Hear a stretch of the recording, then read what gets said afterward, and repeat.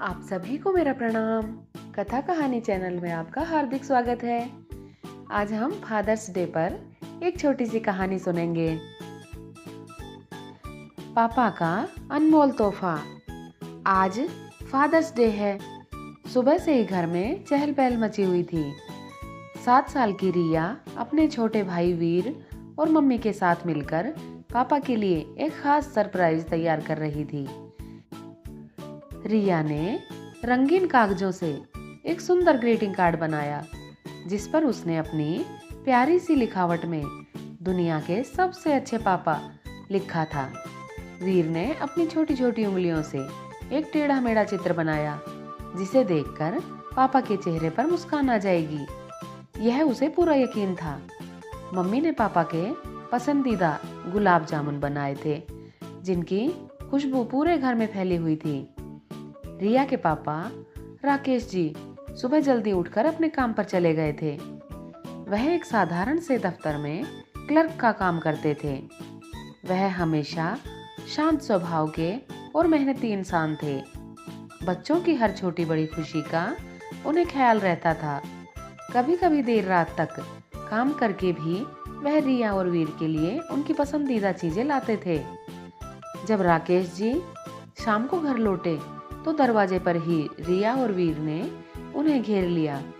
दोनों एक साथ चिल्लाए, happy fathers day, happy fathers day पापा। रिया ने अपना बनाया हुआ कार्ड उन्हें दिया और वीर ने अपना चित्र। राकेश जी ने दोनों को प्यार से गले लगाया।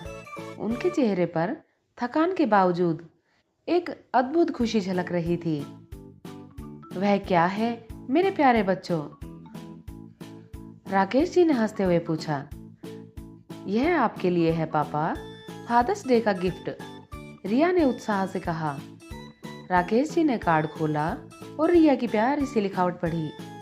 उनकी आंखें नम हो गई। वीर के टेढ़े मेढ़े चित्र को देखकर वह मुस्कुराए बिना नहीं रह सके। वाह, यह तो बहुत सुंदर है, मेरा सबसे प्यारा तोहफा, उन्होंने कहा और दोनों बच्चों को अपनी गोद में उठा लिया। फिर सब मिलकर बैठ गए और मम्मी ने गर्मा गर्म गुलाब जामुन परोसे। खाते वक्त राकेश जी ने रिया की तरफ देखा और कहा, रिया बेटा, आज स्कूल में तुमने क्या किया? रिया ने पूरे दिन की अपनी बातें बताई, अपनी सहेलियों के बारे में और टीचर के दिए हुए होमवर्क के बारे में। राकेश जी ध्यान से उसकी बातें सुनते रहे, बीच बीच में सवाल भी पूछते। वीर अपनी तोतली आवाज में कुछ कहने की कोशिश कर रहा था और राकेश जी प्यार से उसकी बातों पर भी ध्यान दे रहे थे। उस दिन कोई बड़ा जश्न नहीं था, न ही कोई महंगा तोहफा, लेकिन उस घर में प्यार और अपनेपन की जो गर्माहट थी, वह किसी भी बड़े जश्न से कहीं ज्यादा अनमोल थी। रिया ने देखा कि पापा कितने खुश थे। उनके चेहरे पर एक सुकून भरी मुस्कान थी। उस छोटी सी बच्ची को यह एहसास हो गया था कि पापा को खुश करने के लिए बड़े तोहफों की जरूरत नहीं होती, बल्कि थोड़ा सा प्यार और अपनापन ही काफी होता है।